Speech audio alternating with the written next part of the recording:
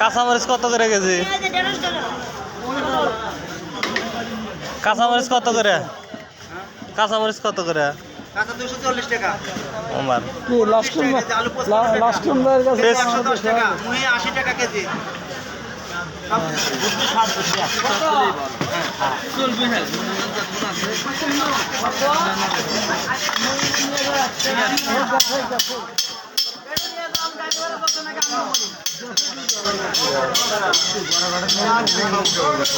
বাজারের সেরা কাটাও তাহলে কয় কেজি ওজন হতে পারে?